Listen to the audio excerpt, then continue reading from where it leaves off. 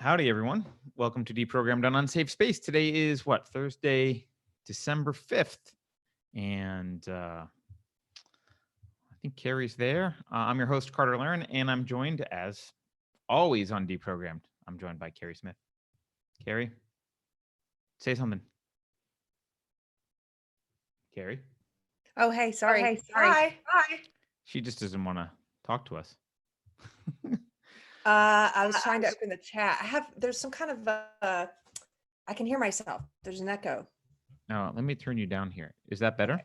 That's better, Talk. I think. Hello. Yes, that's good. Hi. There's always some kind of technical thing. Hey, everyone. I'm back home. Done with my secret vacation location. How was your vacation? It was fine, but I gotta say, I just have to tell this story because it's affecting me. I'm really tired because we got home super late last night, and when we walked in the house, so everyone's tired. My wife's tired. My daughter's tired. I'm exhausted as well. My daughter's practically sleepwalking. It's like 1:30 in the morning. We open the door, and you know how the alarm beeps until you disable it if you have an alarm. Well, the keypad on the alarm was just not working properly. So I couldn't enter my code. I kept trying to enter my code, but a couple of the buttons weren't working. My wife's code wasn't working because the keypad wasn't working. So then, of course, the alarm goes off, which is super chaotic and crazy. So we're dealing with this alarm going off and everyone's tired. And then I go and find another backup keypad I had somewhere that wasn't plugged in, and I plugged it in and wasn't working. So then I had to go open the alarm chest and disable the wire that went to the siren. It was it's like a nightmare. No one got to sleep later until very late. It was just I don't know. Was it a I'm comedy tired. of errors? All of this is a story to say that I'm tired. Yes, it would have. It's like the modern day bringing up baby. The siren was going off in the background. Yeah. Well, I'm sorry. The phone app? No, Taya. I am because I was a cryptographer for over a decade. I am paranoid about connecting anything to do with security to the internet. So, no disabling my alarm from a remote location. I don't trust any app to do that. But frankly, the app's probably more likely to fail than the hardware on a keypad. So I don't know how you get around the fact that sometimes things fail. Anyway, how you doing, Keri? What's going on with you? Did you get sleep? I did. I've had a relaxing couple of days, I guess. Well, I mean, I've been working too, but watching some quality Lifetime television. Sorry. I'm sorry. I think they should call it waste of a lifetime television, but okay.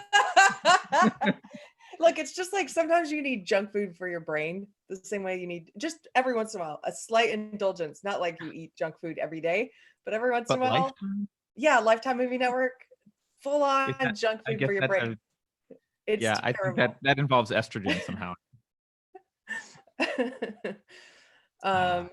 Okay, so what are we doing today? Hi guys, there's a lot of people in the chat. That's cool. Huh? There's a lot of people in the chat.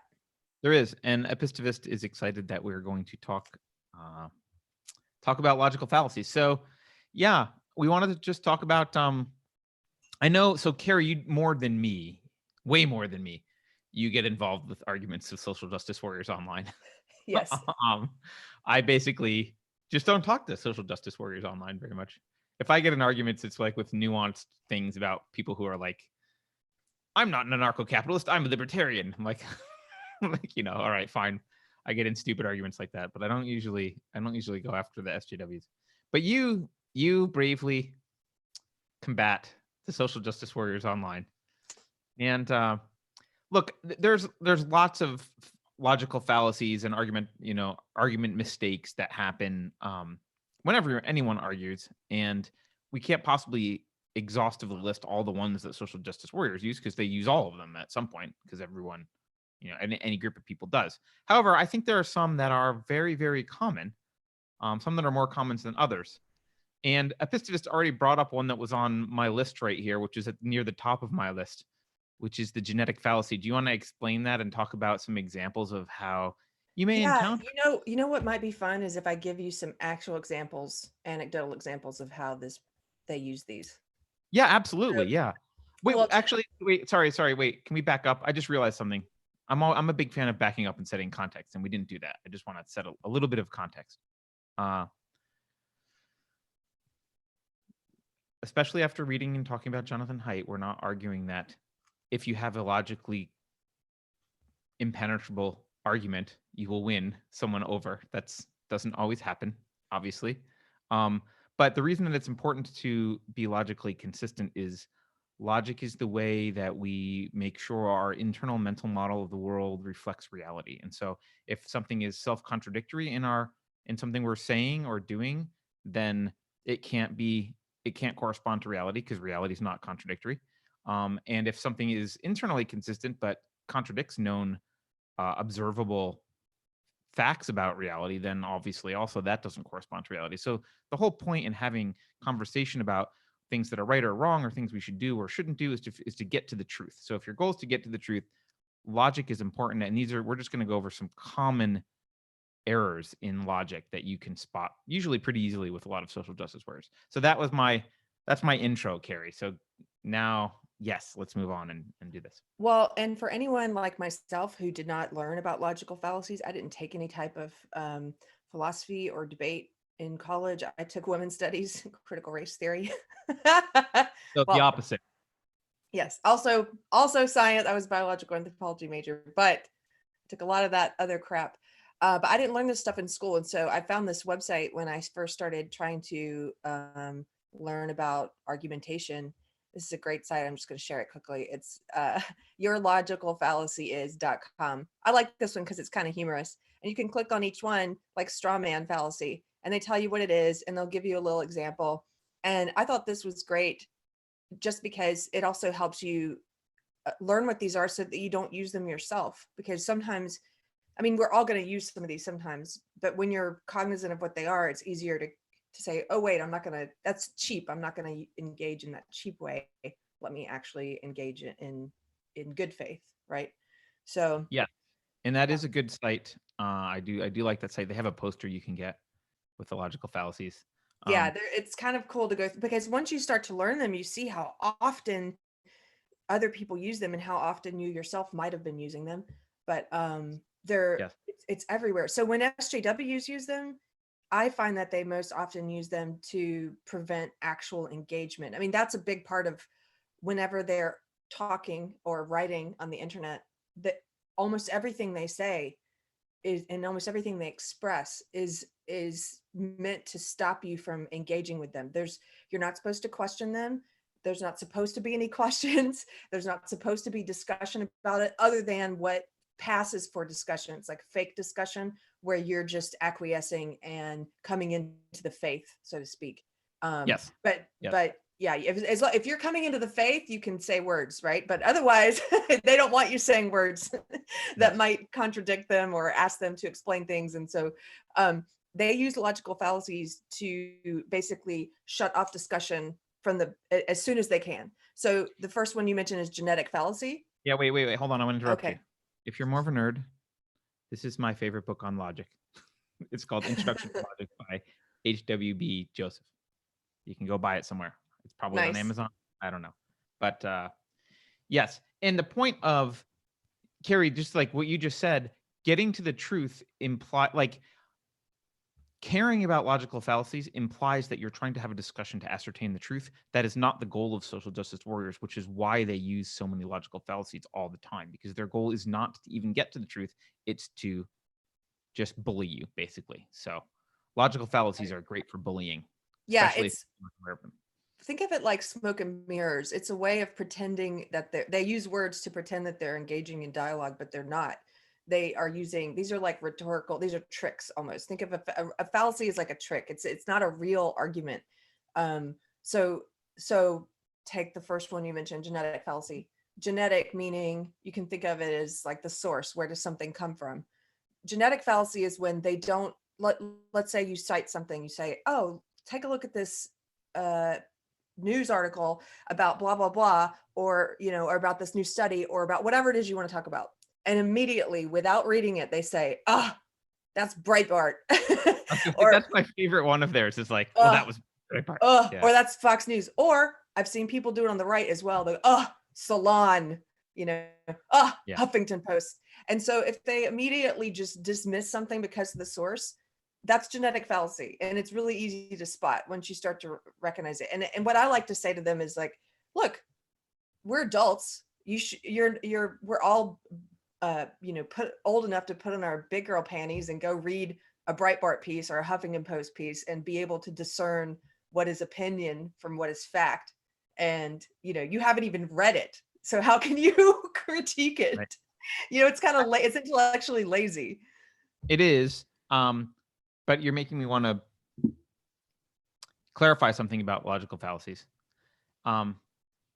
It's okay to do them, provided that you're not claiming to also be in and like making an argument. So if someone says you really should read this book by Robin DiAngelo, it's very important, I'm likely to say, ugh, Robin DiAngelo, I'm not going to bother to read the book by her. It doesn't sound interesting to me. I know her, and unless it contradicts stuff that she said previously that I already know to be bad, I'm not going to bother to read it, and I'm going to dismiss it. But I'm not going to claim that that's an argument against the book. It's not an argument against the book. It's just me saying, ugh, I don't want to go read that. That's not something I want to read.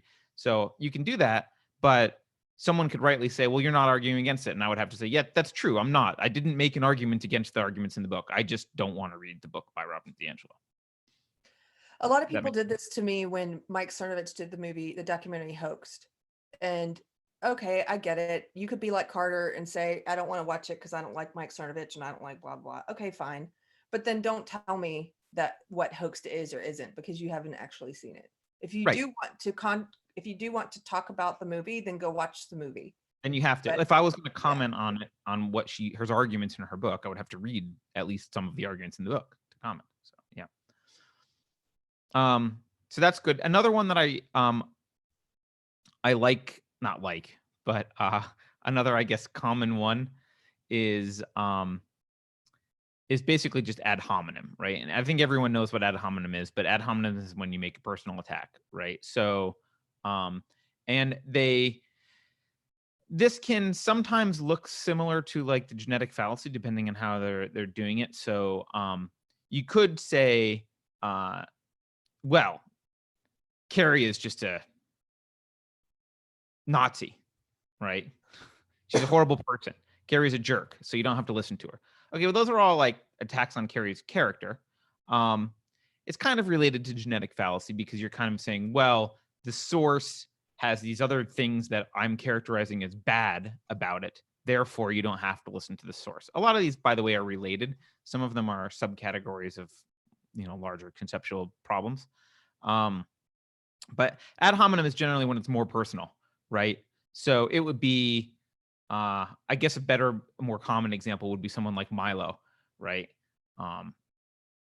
Milo, Milo's a blankety blank. People just attack him. Actually, maybe he's not a great example. What's a good example of a good ad hominem that we see all the time? Well, no, I mean, they use the terms racist and sexist in that way now too. Yeah, that's a much better one. Yeah, You're racist.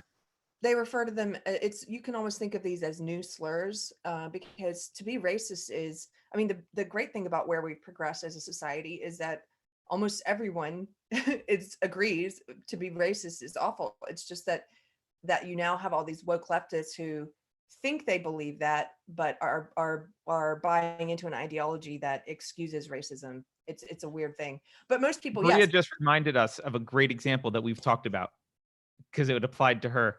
She has a gleaming white face. Don't listen to her. That's a great ad hominem, right? Right.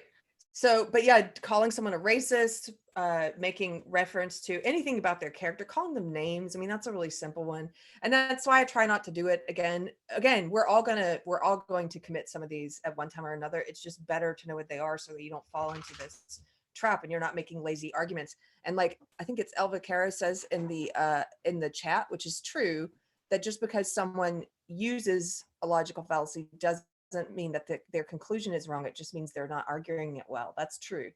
They could have the right conclusion and just be lazily arguing it and not arguing it well and just relying on these logical fallacies. But yeah, Right. name You calling. say 2 + 2 is 4 because Robin DiAngelo is a jerk. Like, Yeah. you're, hey, your conclusion is true, but like that's not a valid reason. That's not a Right. valid argument. Yes. Yeah. That's really funny. But yeah, just name calling. Again, I just want to stress this. And this has come up for me again recently. It's something I know you guys have seen me struggle with, I guess. I feel bad when I name call, but also sometimes I feel like it's deserved. And for me, I guess everyone can figure out their own line on this. When I'm talking about someone in the third person, especially a public figure, I don't have a problem with it, but I try not to use it in one-on-one discussions with people because once you've used an ad hominem, nobody's going to listen to anything you have to say. So if I'm talking with you and the point of conversation is to get somewhere, then why would I call you a name? It just doesn't, it's not going to go anywhere good. Yep. And I don't want you to call me a name, and then it just goes nowhere. So. Yeah. What's your next favorite fallacy you hear from SJWs a lot? Gosh, rattle off some of them real quick. Let me think. Well, I'll give you Okay. mine. Argumentum ad baculum, which is also one of my favorites. Wait, what's It's that basically one? just intimidation through force, right? So we've talked I don't about know like, that one. yeah. So we've talked about like, put the Black Lives Matter sign up in your store, or we'll like Antifa will trash your store. Like, agree with us, or we'll beat you up. That's the subtext actually to quite a lot of social justice activism, especially Antifa, which is why, and we've talked about this, you'll see stores in the Bay Area, basically every retail store with a storefront that faces the street, they all have Black Lives Matter signs, and it's not actually a reflection of what they may be what they really believe, but they're certainly need to say that they believe it, because if they don't, Antifa will, during the next riot, there will be the bricks and sticks will all be used to be attacking that one store that doesn't virtue signal. Wow, that's a good one. That perceived threat. Yeah, I didn't even know that one, but they do use that. Well, one that they use a lot, and that people in general use a lot, is straw man. And you will actually see, here's what's interesting about them. They will sometimes, now that people are starting to push back against SJWs and are refusing to give in to fear and to kowtow to these tactics, they're starting to pick up some of the things that people are saying back to them. And then you'll see them repeat them, but they don't know what they mean. So I've actually seen SJWs now say, they will co-opt and try to say, you're using a straw man. And I'm like, you don't know what straw man means, clearly. You're just saying words. Again, you're just saying words. So straw man is really easy to understand if you visualize it. A straw man is when you make an argument, right? Like you say, I like cats, and here's all the reasons why I like cats. And then somebody comes in and is like, they don't know how to argue against you liking cats. So they instead say, Keri's here saying that dogs suck. And so they imagine them erecting a man made of straw. And she's saying that dogs suck and dogs suck. And that's awful because blah, blah, blah. And then they light that straw man on fire. And they basically attack and light on fire an argument you never made. Because, right. Because it's easier than attacking the argument you actually constructed. That's what a straw man is. It's like, I didn't say I hate dogs. I just said I like cats. Right. And a lot of times they'll like that was an example of them like implying something from your argument, right? A lot of times they'll just exaggerate it more, like, Keri thinks cats should get driver's licenses. I'm like, no, she just said she liked them. They'll like go a step further than what you said. Yeah. So, like, yeah.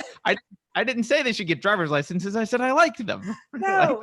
Like, right. Oh my gosh, I got so upset with a friend recently. Let me just share this anecdote because I'm feeling guilty. I'm feeling bad about it because yesterday I got really angry because this is a friend, and when it just really bothered me because it's not the first time, but it's a friend who continually wants to put words in my mouth that I haven't said and beliefs in my head that I don't believe and arguments that I haven't argued. And even when I point that out, continues to try and do it. And so in this case, it was a friend who was saying, well, he really doesn't like that I just that what I talk about in most of my writing or on the podcast is my old ideologies, SJW ideology. And so he always pops up to say, well, this isn't unique to SJ. There's other fundamentalist ideologies too, and this isn't unique to SJW ideology. I'm like, yeah, it's not. A lot of these behaviors are not unique. In fact, even in our podcast, I make the caveat all the time to Carter. I'll say, I'll be talking about hypocrisy or projection or something, and I'll say, you know, and I know this isn't unique to SJWs, but I'm talking about it in the SJW world because that's where I came from. That's where I spent 20 years. That's what I'm here to talk about. I didn't grow up as a Muslim. I'm not here to talk about Islam because I wasn't a Muslim. You know what I mean? Like, so I don't exist to talk about all the other fundamentalist ideologies you want me to talk about. I'm here to talk about the one I was in, right? But it continues. Yeah, and one also, by the way, the other reason to talk Right. about it is it's in control, dominant. It's the dominant culture right now. Yes, and So that's we don't have to another argue reason. against Zoroastrianism. Like they're Right. not in control. That's what, and I was like saying to him, it's like, look, everything it was this insistence that I was saying that this is unique to SJW ideology. I was like, I have never said that. I don't believe that. But you spend paragraphs tearing that down as if I've argued that. I haven't argued that. That is a straw man, and it's frustrating because it attempts to force you to defend something that you don't even believe, or it's like, we agree, so quit writing this 2 paragraphs of all these comments about how I think this thing I don't think. It is lying about me. It is lying about my position. It is lying about my beliefs, and that's why it makes me really angry. I mean, when it's a dumb straw man or it's a stranger or whatever doing it, I'm like, whatever. But when a friend does it, it was really like, stop it. Like, that is not what I am saying. That's what's in your head. You know, with straw man, I think I think a lot of times people are doing straw man unintentionally because their elephant is reacting and they're hearing something different than what you said, right? So I don't think all of these fallacies are committed with intent, but they're still committed and they're still fallacies, right? But like that one in particular, I see people like reacting to something and they're just emotionally triggered about something, and it has this other meaning for them, and then they attack that other meaning, and it's like, that's just your elephant responding to something. You're not actually listening to what the argument was. They're not intentionally saying, oh, Keri's making this argument about cats. I know what I'll do. I'll make it about, I'll tell everyone that she dislikes dogs. That's literally what they hear. For some reason, emotionally, they're like, she hates dogs. But even when you stop and point it out and clarify, that is not what I am saying. This is what I am saying. If they insist on holding on to that thing that you've At just that point, blatantly it's said, intentional. it's intentional. At that point, it's like, I am telling you, I do not believe this thing. Yeah. Yeah. So people in chat are talking about another one of my favorites, which is tu quoque, which is kind of means like you too. And I think in modern parlance, people now, I don't know, people rebrand fallacies. I don't know why, but now it's called whataboutism. But you know, kind of the classic thing is like, you'll be like, well, so I don't know. I don't want to say anything against someone that I don't know their personal history, but let's say like, well, Adam Schiff cheated on his wife or something like, I don't know if he did, right? But like Adam Schiff cheated on his wife. Here's the examples. And they'll be like, yeah, but what about Trump?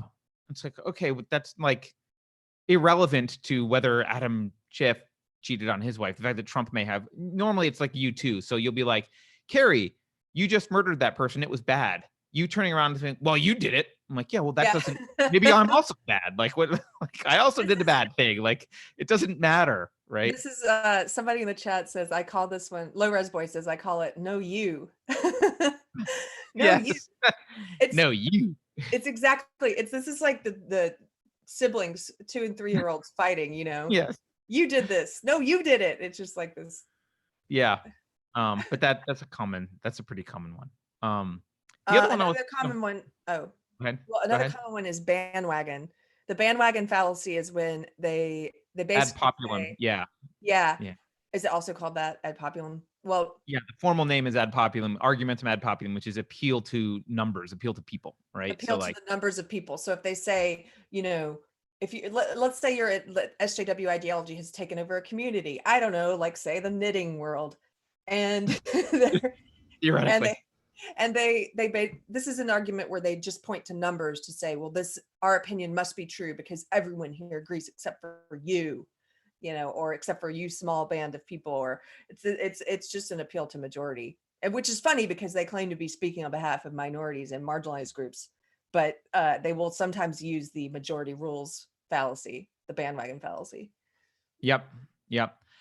Someone just paid us $2 to talk about Kafka trapping, which is, by the way, thank you. I didn't think of adding Kafka trapping.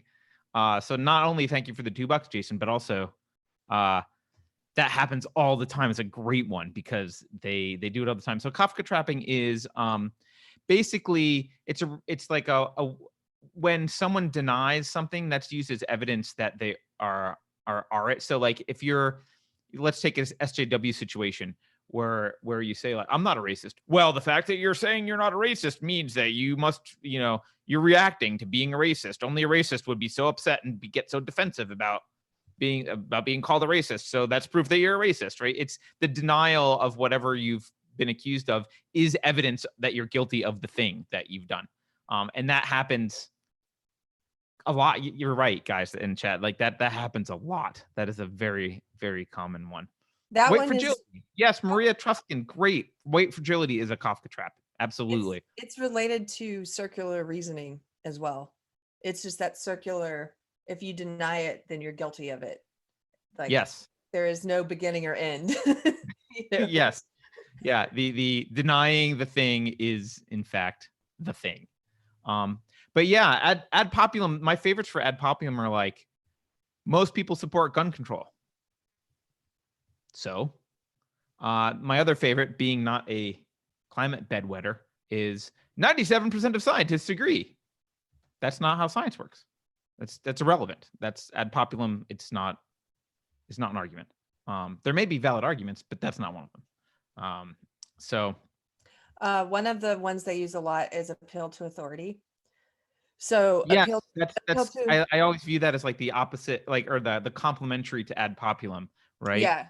It's like everyone agrees versus somebody with this degree agrees. Like appeal to authority would be, look, there is a place for evaluating a lot of different things when somebody's making an argument. Their lived experience. Yes, I do believe in looking at someone's lived experience. I just don't believe that makes everything they're saying right, and I don't believe it trumps anything else.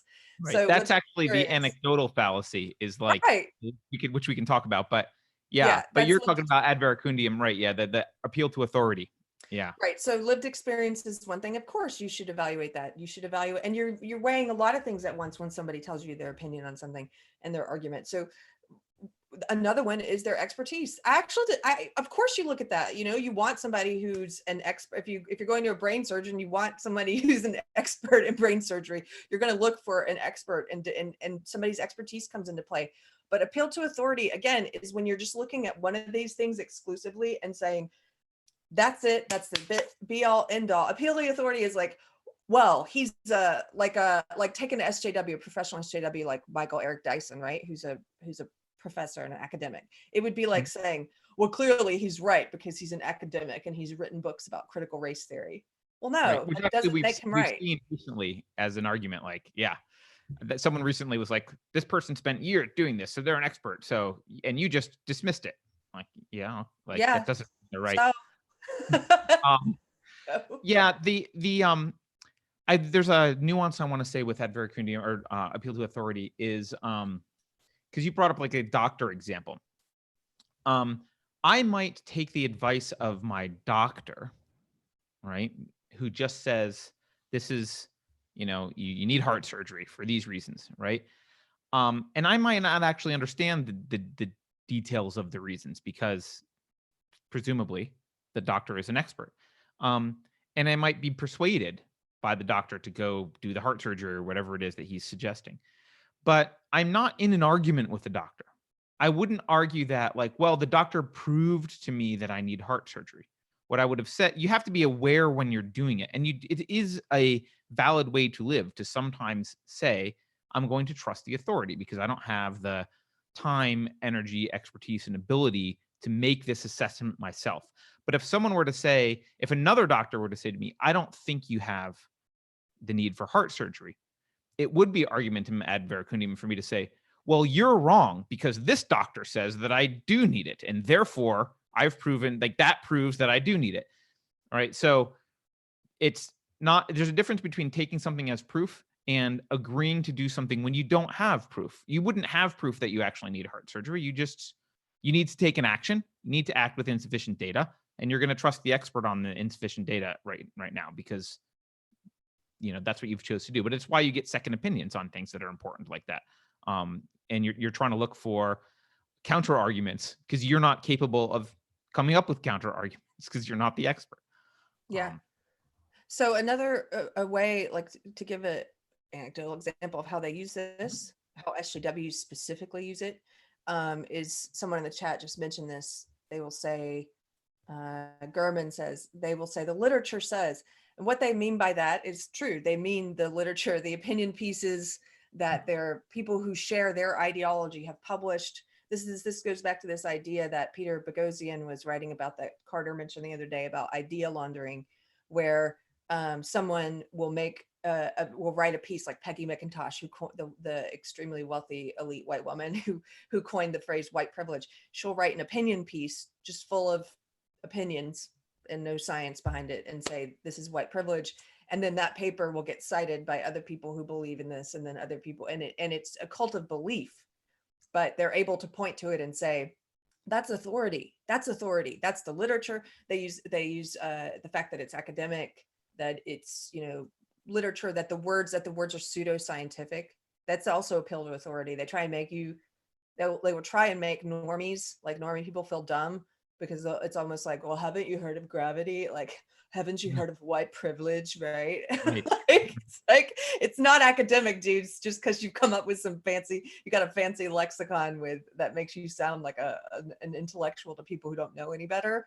But yeah, that's the way that they use it most often, which is funny, because if you use, again, they're hypocrites. So they will only, like, appeal to authority is fine for them when it's an authority they agree with. But the minute you cite a study or a professor or anything that disagrees, that contradicts what they're saying, then they'll have their reasons for dismissing that. So that's another reason it's a logical fallacy, because it only matters if they only use it if it aligns with them. Does that make sense? Yeah. In fact, I think you touched on like an appeal to ridicule, which is sort of like an ad hominem, but it's kind of like read a book, right? Like it's implying that you're a illiterate ignoramus just because you disagree with them, right? You must not understand white fragility. You just go read a book, Keri. And the anecdotal one that we touched on, I think it's common because the lived experience one, like I like to think of the anecdotal one as a failure to understand statistics, right? So it's like, you'll say something like, adults tend to be taller than children, and someone will be like, well, my next door neighbor has a kid who's 6 feet tall. It's like, so it doesn't matter. It doesn't matter. Your anecdote is not statistical representation of reality. And people do this. Honestly, this is one of the most common ones I see from everywhere, both sides, all the time. I always see this one, right? Well, and it's human nature. You can't help but relate it, But that's why it's good to always know when you're doing it. And we will say on the show, well, anecdotally, let me tell you this thing I've experienced, But it doesn't mean, I'm sorry I cut you off, but it doesn't mean that it's representative of, it's not scientific, it's anecdotal. It's not statistical. It's not like. Right. And what they'll tell you, if you point out, hey, that's an anecdotal fallacy, which you probably wouldn't use those words in conversation, but if you point something like that out, their response will be, don't deny my lived experience, right? And the distinction is, you're not denying that experience happened. I'm not denying that your neighbor has a 6 foot tall kid. I'm denying that that demonstrates that children are taller than adults or as tall. It's like I'm denying the conclusion, not the experience. So you'll, like, someone will say, well, I had this crime happen to me by a person of this particular race. Therefore, all people of that race commit that crime. It's like, well, maybe, like, or that crime is, more common among those people. Like maybe not, right? So that's an you anecdote. have to look at statistics, right? Yeah. Actually, the gun control one's another good one, right? It's like, oh, here's an example of how a gun has been used in a crime, right? Here's an example of how a gun. Here's this example. Therefore, gun crime is a major problem. It's like, well, or here are some examples of gun crimes. Therefore, it's a big crisis. Well, as Keri continually points out, it's been diminishing. So it's not at a crisis. Keri, there's one, it's probably related to something else, but hey, real quick before you move on to a new one. Yeah. There was a great comment. Sharon Dobbs in chat says, a Kafka trap. She's going back to Kafka trap. A Kafka trap is like in the 1800s when men used to be able to get their wives committed to an insane asylum. And the more the wife tried to convince authorities she wasn't crazy, the crazier she looked. Yeah. That's I saw that comment. It's awesome. I mean, horrible. But that also was the plot of a Lifetime movie that I watched the past couple. Oh my God. We're back to Lifetime. You're related back to Lifetime now. Okay. Yeah, so one of the ones you touched on this a little bit, but there's this idea of like proof by verbosity, right? Which is like if I make a really, really long argument that 2 + 2 is 5, it doesn't matter how long and intricate my argument is. You can look at the conclusion and be like, yes, but that's demonstrably false, right? And so SJWs will do this like convoluted blah, blah, blah, blah, blah, blah, blah. Therefore, sex is a social construct. No, sex is not a social construct, right? Here's the data. It's very bimodal distribution. Sex is not a social construct. It is a biological construct, biological observation. But they'll think that they can take this known fact, and then if they layer a bunch of stuff on top of it and make the argument sound erudite and complex, suddenly that's a proof that, it's kind of like, yeah, I guess that's is one of the best examples I can think of is the sex and gender stuff. 2 + 2 for very large values of 2. Thank you, Elva Carol 555. 2 + 2 is 5 for very large values of 2. Add blah blah blah. Yeah, it is that's a good one. Low Res Boy is good at coming up with like pithy little descriptions for these. That's argumentum add blah blah blah. It's funny. Okay, here's one. Okay. The No True Scotsman. And so No True Scotsman. Yeah, so that's basically, I mean, it's like it sounds. It's like no true Scotsman would eat, haggis on a Wednesday, or I don't know. And so it's no true. And so for me, the way on a I just made it up. But for me, this is the way they use it. So they like to question my background as an SJW. It really bothers them when you're an apostate or a heretic, or when you've left the tribe. And so especially if they're like a newbie SJW and they're trying to educate me on these new definitions and the new the new definition of racism. It's like, yes, child, I was preaching that 20 years ago. I know it. I just reject it. Right. They don't like that. And so some of them occasionally will try and say like that I wasn't an SJW or I wasn't a leftist, or because they will say no true SJW would be talking about, like, no true person who was a liberal would be blah blah blah. Like right. they refuse to believe it. No true person would. And so that's that fallacy there. And fortunately in my case, I have a background where a lot of that was public. Like I had a career that I can point to, and right. things that I wrote back then and things I can point to be like, well, yeah, here it is. It's so funny that you want to deny it. Here's me arguing your side. Yeah, here's me arguing your side better than you are.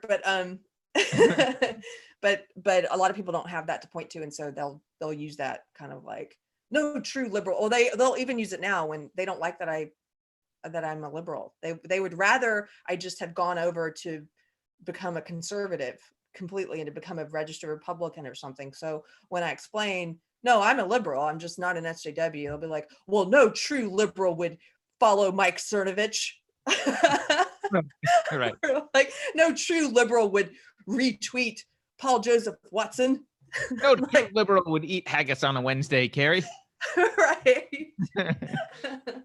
Which kind of reminds me actually of Epistovus wanted us to talk about non sequitur, so I guess it's a good time to talk about non sequitur, where it's like they'll bring up something that's like unrelated to what you're doing, or what might be relevant. So I can't think of a good example. Let's think of a good example for a non sequitur that we hear. I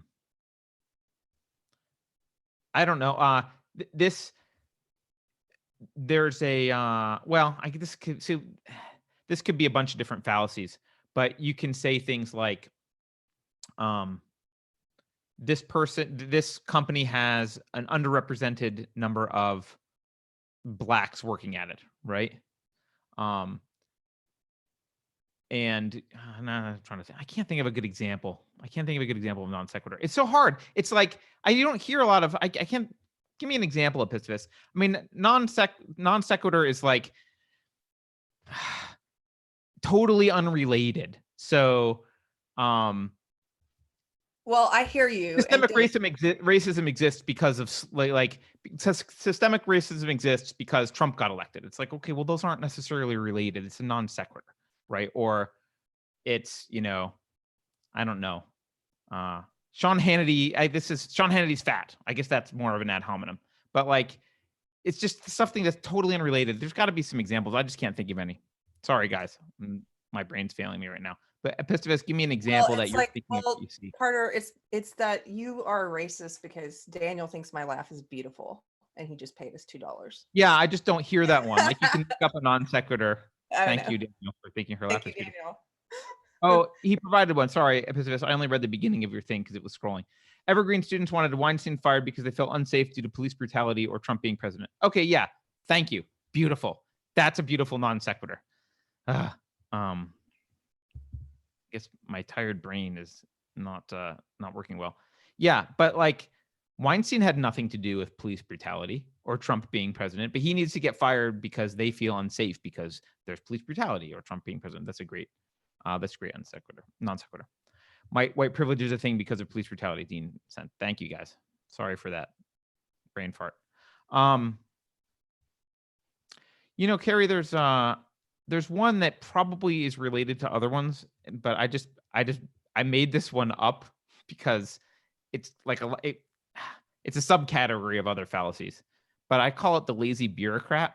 And I like, this is because you hear this from social justice warriors a lot.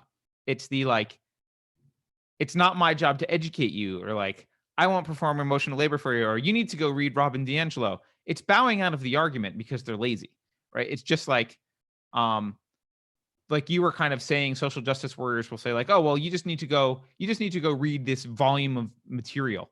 That proves I'm right. That's not an argument. That's just being lazy. That's just exiting the conversation. So it's okay to say, actually, I can't argue this. I don't really know. I came to this conclusion after reading X, Y, and Z, but you're right. I can't actually argue it. But just saying, go do all this work. It would be like, imagine a debate where like one side was like, well, I'm right because you should go read a bunch of stuff. Like, all right, well, that's not argument. It's kind of this lazy, like, I just don't want to do the work, which means you're not involved in the argument anyway. It's probably a subset of some other kind. One of the ones they use a lot is this goes back to the circular reasoning, circular logic. It's the begging the question. It's where they like to build, and again, it goes into the white fragility thing that Maria brought up, but they like to build a premise into the question itself. They like to pretend that we all agree and that you agree with something they've buried in the question itself, so that answering the question means that you are already in agreement with their conclusion. And right, that's called begging the question. That happens a lot. Right, begging the question. So the example that is given for begging the question a lot is somebody asking, when did you stop beating your wife? Well, that in the question, the presumption there is buried is that you beat your wife ever. And so that's a good thing to keep in mind is that they do that a lot, and they'll do it. This goes back to something Jason said in the chat about they're really good at getting people to use their new lexicon, to use their made up phrases and terms and stuff. And I think that's a form of begging the question. But they'll basically like in a question about, oh, here's a good one. That woman that I talk about a lot who annoys me, who invited me to her group about Yes. using civility to explain to Trump voters why they're awful or to bring them over or whatever. She will post, this is an excellent example. And I wish I had pulled this up. She posted this multiple choice question, and it said, you know, Trump's racism is A, like dog whistles, B, overt, and whatever, or C, but basically the question There's was no choice that's non-existent.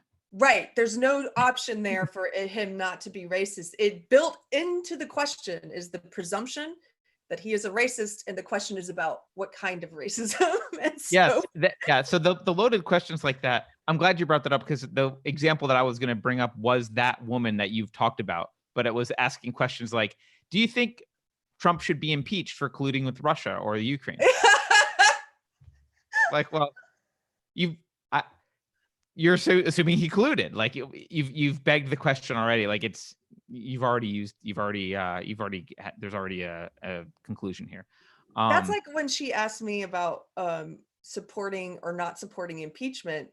And again, I guess that's not as obvious why that's a loaded question, but I don't care. That was what really, I mean, like, your presumption is that everybody is one or the other, and I am not. So, yeah. Another one you touched on, I think kind of a little bit, was equivocation, which is, and this happens often also, it's easy to do my mistake if you don't clearly hold definitions. I'm a big fan of definitions. Socrates was obsessed with definitions, and there's a reason for that. If you don't really understand the definition of the words you're using, you can do equivocation quite easily. And I think a lot of times when social justice warriors are arguing with normal people, they're actually using different definitions for things, right? Racism was the example you just brought up, Keri, where it was like they're using racism to mean privilege plus power, but someone else is using racism in the more traditional sense. And so they'll get agreement like, oh, well, if you don't want to be racist, then you must therefore blah, blah, blah. It's like, no, you're using two different definitions of the word racism to get what you want. You're equivocating on the word racism. And they'll do that. And they'll do that quite a lot. And I don't even think it's always intentional, but I think a lot of times actually it is intentional when they're trying to insert words that they're redefining into the vocabulary and into the mainstream. They'll allow for there to be an equivocation intentionally. They'll intentionally not clarify at the beginning of a conversation that like, oh, I'm approaching this conversation with this list of words, which means something different than what you probably think they mean. So we should agree on definitions first. They'll instead approach the conversation, letting you go down the path using the words like you normally do, get you to say a certain thing, and then insert their definition and try and force you into a conclusion that stems only from their definition, not from yours. Okay, well, this relates to making assumptions about things being truth when they're not, and like burying it into the like loaded question is the burden of proof.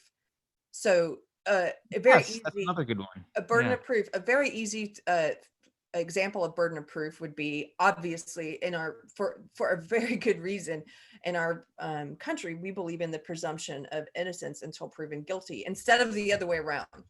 Right. However, during the Kavanaugh hearing or confirmation process, this is when a lot of liberals like myself started to get really turned off by our quote unquote side, because I was furious, and I got into a lot of arguments then with people who had not yet unfriended me, because I couldn't believe that that we were suddenly okay with presuming guilt and forcing someone to prove innocence. Okay, the burden of proof is on the person making the claim, not the other way around. And it goes, so that's a very stark example, but it's the same way in conversation. If you're having a conversation, well, believe all women, by the way, is an inversion of the. It's an inversion. The onus of proof, right? Yeah. But if you're in an argument with someone and they're making a claim, the burden of proof is on them. So if someone is talking about toxic masculinity, it is up to them to prove that that is a thing. It's not up to you to disprove it. They have to prove that that is, and they don't. They just talk about it as if it's fact, and then a lot of times they put the burden of proof on you to prove a negative. So right. So they'll say like disparate outcomes are because of systemic racism. Prove me wrong. Right. That's not what they say, Carter. What? But I know what you mean. No, they don't say it that way. No, they don't know those words. No. Okay. They say, no, they don't know those words. They'll say, well, they'll say transgender people have a high suicide rate because of oppression from a transphobic society. But they don't prove that. That's what you mean. But they don't know the word disparate outcomes. They don't All right. That. You know that. Another one we've talked about, they do, this is related to one of the things we just read in Coddling of the American Mind is the false dilemma, right? You're either a social justice warrior or you're a Nazi, right? Like these are the two, there's only two sides, right? There's the side that I'm saying, or there's Nazi, right? That's a very common social justice one, right? And there are more than two viewpoints on any issue, but because they're very black and white thinking, they'll approach a conversation with, that's why you're conservative to them, Keri, or whatever. They'll be like, well, you can't be a liberal because liberals are social justice warriors, and if you're not a social justice warrior, you're a conservative, and that's the end of there's only two sides. That's the end, and that's called the false dilemma fallacy. That's good to look for, or easy to see. Another one we talk about is just quoting people quoting out of context, right? Trump's very fine people thing gets repeated a lot. Well, he said there are very fine people on both sides. Yes, he said that phrase, but you just dropped context. The context was immediately after that, he said, I'm not talking about the white supremacists, right? But they use that phrase. They use that phrase out of context to try and convince you that he said that white supremacists were very fine people. So that's a very common one. Aaron Ferris, thank you for Aaron Ferris did a super chat. We're super chatting today. And he says an in-law likes to argue they don't represent feminism, which is a no true feminist fallacy. You're no true turf. You're no true feminist.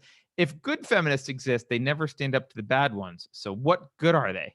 Aaron, you are exactly right. So when I was in SJWism and I was I consider myself third wave feminist, there was this schism that started to happen. And anybody who's watching, who's in that world will know what I'm talking about. It was very much like what happened in the knitting world. So SJW ideology came in, took over, and there was this just stark war, all out war that started to happen, and people started eating their own, and people couldn't be woke enough, they couldn't be intersexual enough, and they basically, if you continued to support or to like the writing of people like Christina Hoff Sommers or Camille Paglia, any feminists like that were considered wrong feminists, bad feminists. They were pushed out. Same thing happened to gosh, what's her name? She did the Red Pill documentary, Cassie J.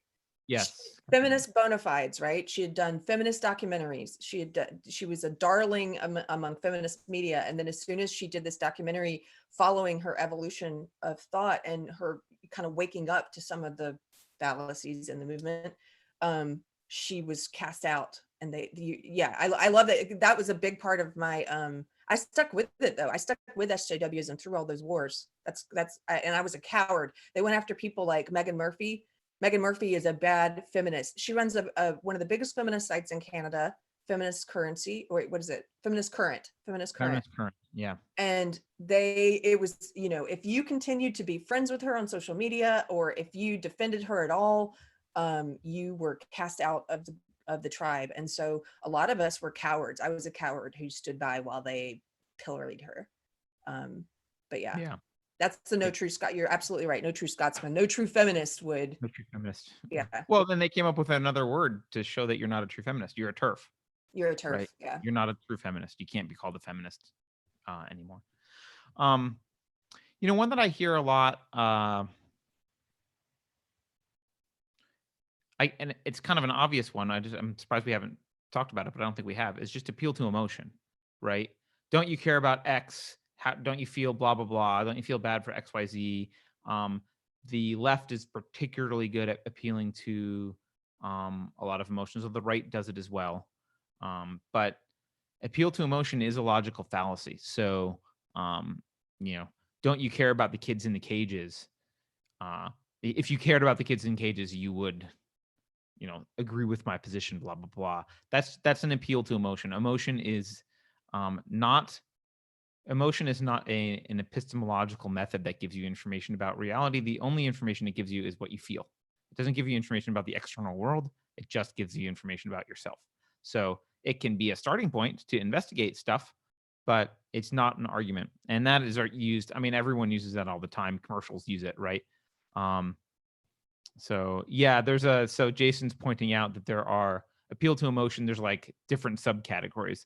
And the one that I mentioned, the appeal to pity, is ad misericordiam, I think is what he wrote, which I didn't know the name, but that looks Latin-y and related to the word miserable. So I'll buy it, Jason. It sounds good. Jason's an authority. I'll just appeal to Jason on the authority. So it's proven correct. I like that. Elva Kara says, anytime I hear think of the children, I know we're about to get screwed. Yeah.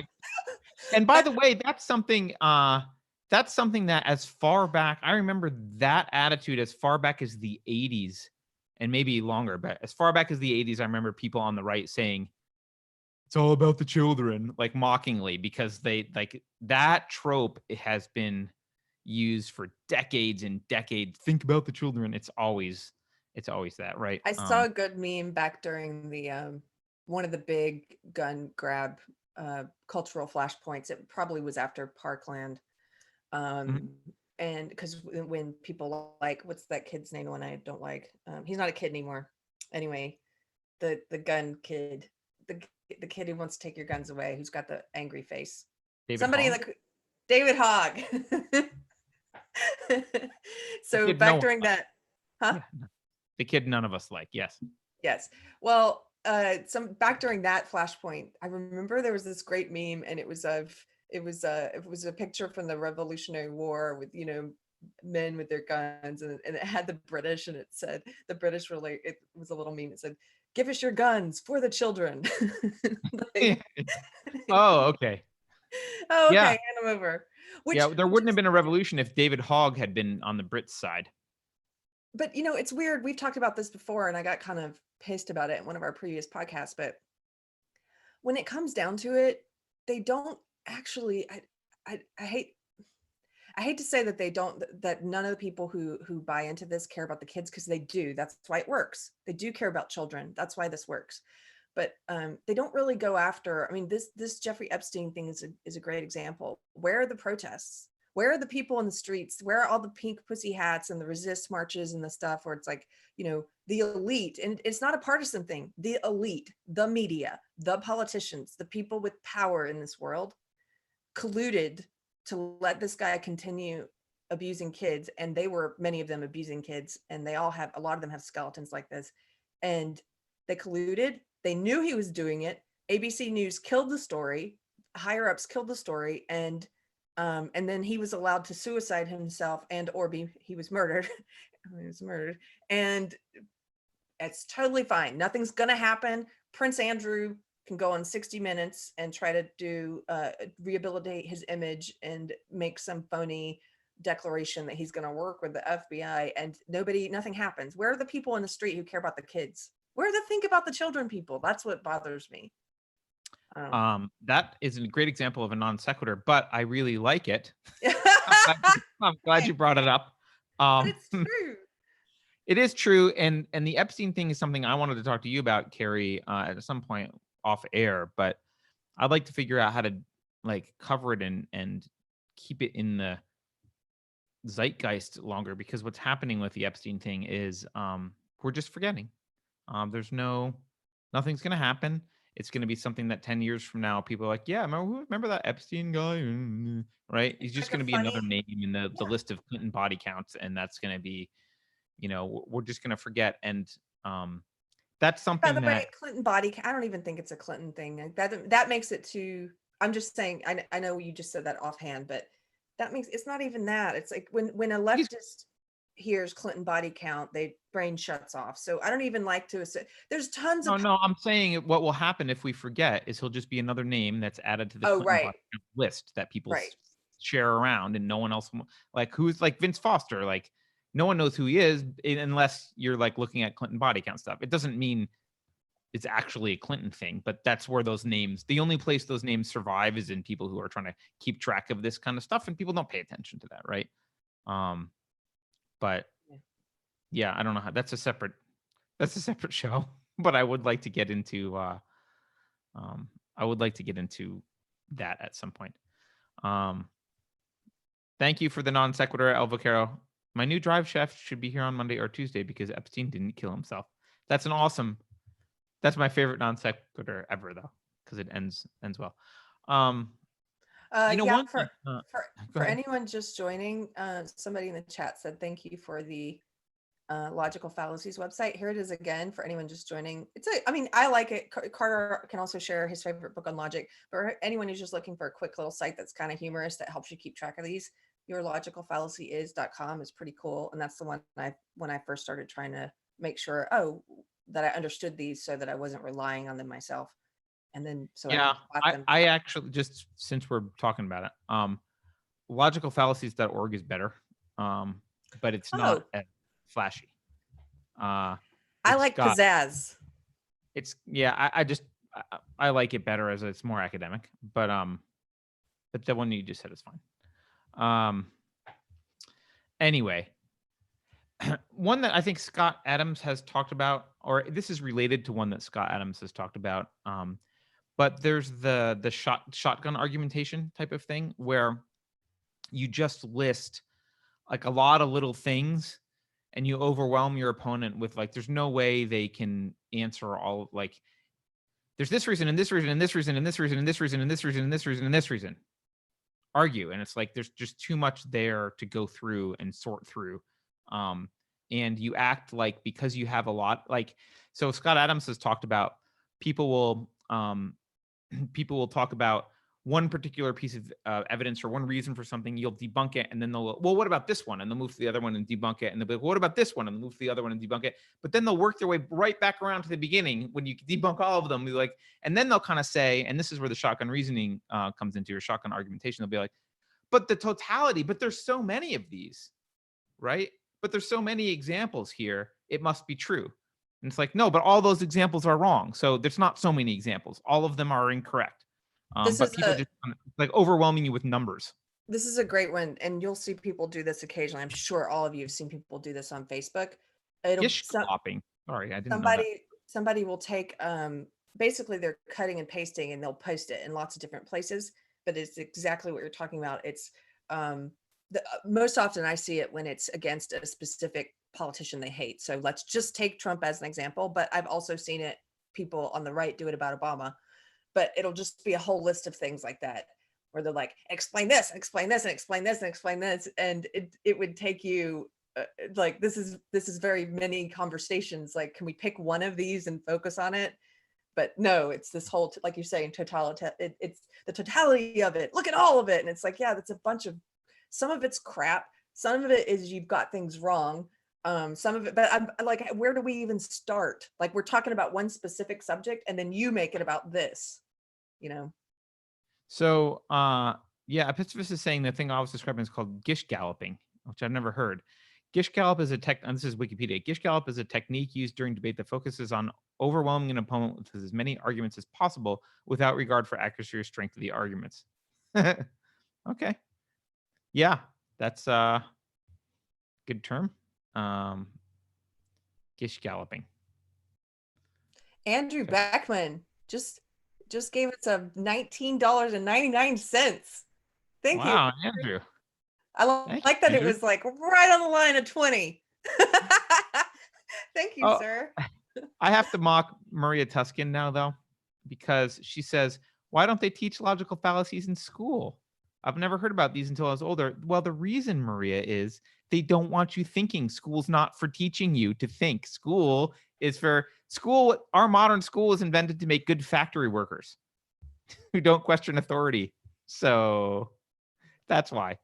Homeschool, Maria. I'm sure you'd be an awesome homeschool teacher. I know you know why. I'm just mocking you, Maria. It's okay.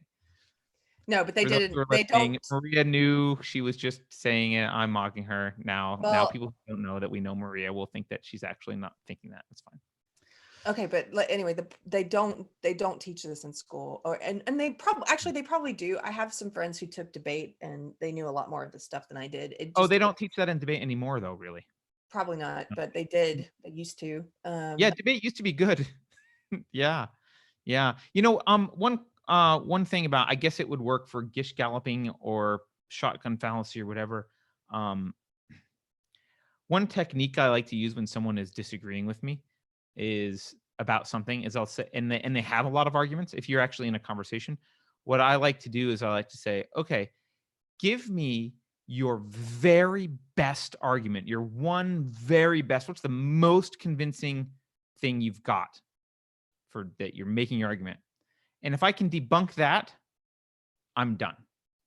Right? Because you got to choose what's your strongest weapon. And if that's your strongest weapon and it doesn't work, then I can be done with the argument, because I don't have to waste my time on it anymore. So it's good to do that generally. What are some other ones? One I see a lot, not just from social justice warriors, is I guess this is kind of related to some others we've talked about, but there's the false alternatives, or not the false alternative, like a false compromise, where you say, well, on the one extreme is Hitler and on the other extreme is Stalin. So the truth must be somewhere in between Hitler and Stalin. And that's a fallacy of compromise because, you don't, there might be a different scale than just between Hitler and Stalin. The middle might not be correct. But there's a lot of like compromising on two extremes is automatically correct because it's a compromise on two extremes. That's a pretty common one. Okay, Keri. Oh, hey, Westy 40 just gave us $20. Westy upped Andrew Beckman. He added a penny, and Andrew Beckman goes down hard. Now he's number 2 on the list. That's pretty funny. But I know you have to go soon, Keri. Well, also, I think we've talked about the most common ones, and then if we start getting into like the ones that it's kind of the ones that people don't use as much, you know what I mean? Like these are the ones that you're. There's one more that I see a lot though that I kind of want to mention. Maybe you don't see it a lot, but I think I see it a lot. It's a false correlation, right? Or a false cause or a correlation error. Well, they'll be like, this trans person interviewed but didn't get the job, therefore it must be that they were trans. Like these two events are correlated somehow, therefore they're caused. So oh my God, epistemist. How did we end up with a bidding war? Keri, I think it has something to do with you laughing. I'm not totally sure, but can you smile and laugh and say something brilliant? Rant. People like when you rant. I'm not your monkey, Carter. $20 and a penny. Thank you. How do you say his name? Epistivist. Epistivist. Can I just call you Ape? I just want to call you Ape. Ape. That sounds bad. Epistivist. I know, but my brain reads it the wrong way. I like apes. I studied apes in school. Okay. We're apes. So thank you guys very much. I really appreciate it. And I guess, we should, since we're live, let's again thank the people who, because we don't do it enough. I've been watching other podcasts. I'm like, they thank people a lot. So we need to thank the people who are contributing on Subscribestar, and at any donation level, it's totally appreciated. And as Gracie usually says when she's in the chat, and I noticed she's not here today, so I'm going to say it. If you hit like on the video while you're watching, that really helps us. I mean, I know YouTube has these weird algorithms where they're pushing everything down that's like wrong think now, but I think hopefully it still helps when you hit like or you share something. This is a non sequitur, Carter, but since we're talking about YouTube, I just want to ask this question because I want to do a video about this in the future. And if anybody in the chat has seen this, let us know. I started noticing a couple of weeks ago on YouTube that I can't find old videos that that I've watched many times before that I want to show a friend. So a friend will be over and I'm like, hey, let me show you this funny compilation of, like, for example, we were looking for that video with I think it's the Sugar Plum Fairy music about all the pundits saying how Trump would never win. And somebody did this funny Oh yeah. thing. Have. Yeah. And we couldn't find it. And so on YouTube now, they've actually, you'll look for something and that you found several times before. I was looking for something with Lindsey Graham, Thug Life, Lindsey Graham, and it's buried way down. And all the search results on YouTube are now like legacy media stuff. It's like, oh, were you searching for this video from CNN? Were you searching for this video from MSNBC? Were you searching? No, I wasn't. I was looking for Thug Life. Like, yeah, why are you burying the thing? Have you guys noticed that? Yeah. Epistivus says, or no, Low Res Boy says he's noticed that the search and recommendations have changed as well. By the way, thank you, Robin. Robin also. Robin, woohoo! Thank you. I know. So yeah, actually, I'm going to answer another question. Jason says, does Unsafe Space have a PO box? Almost. 2 people have asked to send checks, and I didn't want to give them my home address. Not that I don't trust you particularly, but I don't know people necessarily. I went to set up a PO box and forgot my driver's license the day that I went there, so I couldn't set it up. And then I went on vacation. So yes, we will have a PO box soon, because I know not everyone wants to use online stuff. But yeah, I've noticed that on YouTube as well, Keri. And YouTube's making a lot of changes. I haven't looked at their new changes that are coming up, but I did hear this one seems like the most egregious to me. It sounds like they're going to start saying they can ban channels, or they can drop channels that aren't profitable. And this is, first of all, that destroys YouTube completely, because it's all about putting stuff up. But second, here's how you do that very easily. You don't let a channel so our channel, for example, is very hard to be profitable for YouTube because they demonetize our videos. So for a while they've said like, well, we don't ban people, we just demonetize them. And we've been like, okay, well, I guess we lose money, but at least we're not banned. Right. And now they're like, well, if you don't make enough money for us, we're going to drop you. Well, you've caused it. That's the same as dropping us. Right. So that's a pretty egregious one. They're also, this is something that doesn't affect us, but it does affect other channels a lot. Just to be clear, so people understand that. In the new TOS, Mikey pointed this out to me, Mike Harlow. They're saying if you're not a profitable channel, if you're not making money, they can get rid of you. And right. But they're making you not profitable. They are demonetizing you, like us. Maybe that's one. Yeah. I guess I'm just reiterating it. They are forcing. It's like, we are going to make it so that you can't make money. We're going to demonetize your channel. We're not going to outright ban you. The first thing we're going to do is demonetize you. Then we're going to say, because you're not making money, we ban you. It's so devious. It's just right. Yeah. It's like, if you can't cross the street, then you don't, then we're going to shoot you. And, oh, now we've changed you to the other side of the street. It's like, oh, well, thanks. But those are 2 unrelated policies. Yeah, 2 unrelated. Oh my gosh. Anyway. Yeah.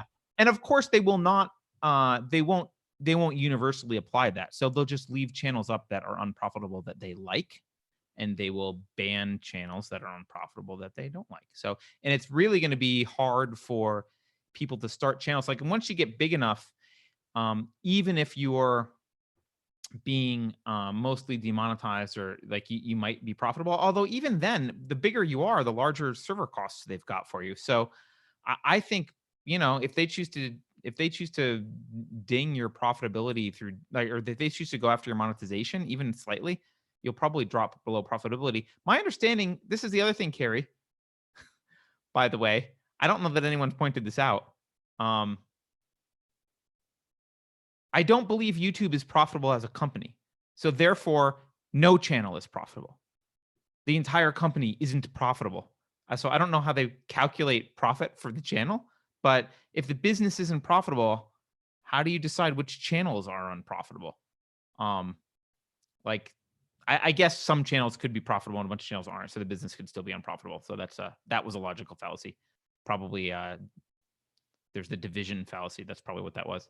But still, there's a hell of a lot of channels that aren't profitable for them. So moving the goalpost was a good one. Yeah.